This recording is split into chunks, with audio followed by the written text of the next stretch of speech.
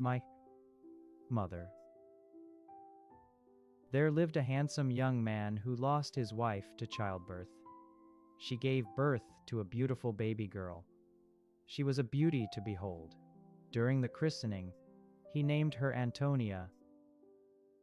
The father had made up his mind not to remarry because he feared another would maltreat his daughter, which he did not want.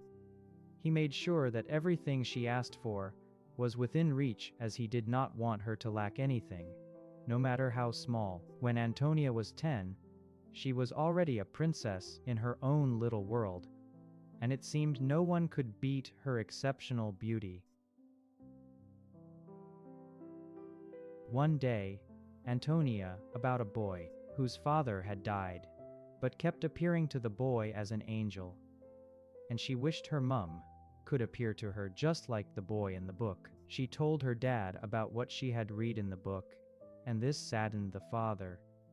He hugged her and told her not to worry because her mum would never leave her. After a few minutes, she slept off on her daddy's chest. He carried her to the room and laid her to sleep.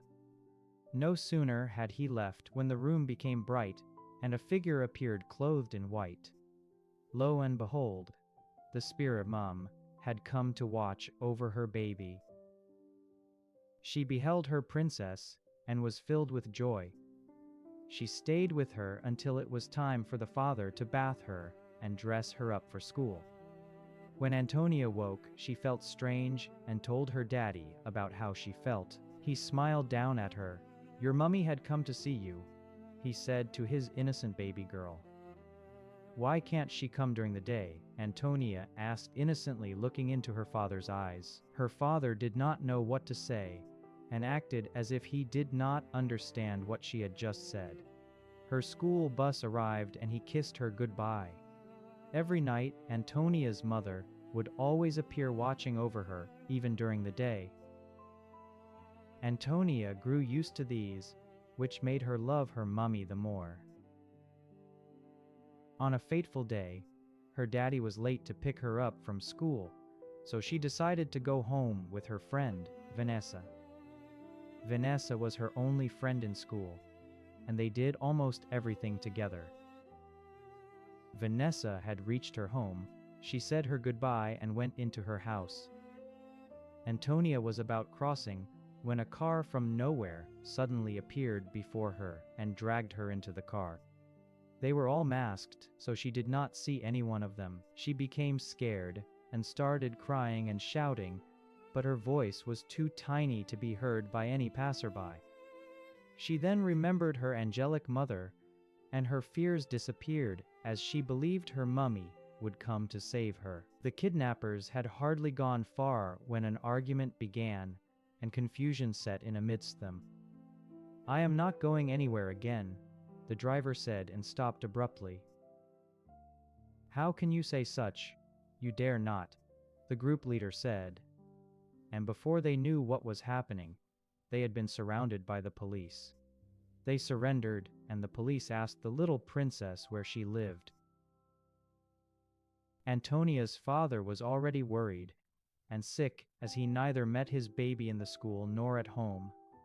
He was about going to report at the station when he heard a knock at his door. He wondered who it could be, was taken aback when he saw the little princess with police. He was happy to see his daughter and invited the police officers in. They sat and explained all that had happened and how the kidnappers were now in detention. Antonia's father was shocked that such could happen with all the security details they had in their estate. His shock was mixed with joy that his daughter is safe with him now, and the fact that at least the kidnappers were already in detention. The policeman made known to him that his presence might be called for at the station, and he promised to show up anytime he was called upon. He thanked them for saving his baby, and the policeman left. Antonia told her father how that her mummy had calmed her nerves while in the car of the kidnappers and had appeared to save her from them. She informed him of how an argument had ensued between the kidnappers. which resulted in their arrest. The father thought of all she said, and thought it good to take her to where her mum was buried. He asked her if she would love to go visit her mum, and she said yes. They both went together, and she thanked her father for bringing her there.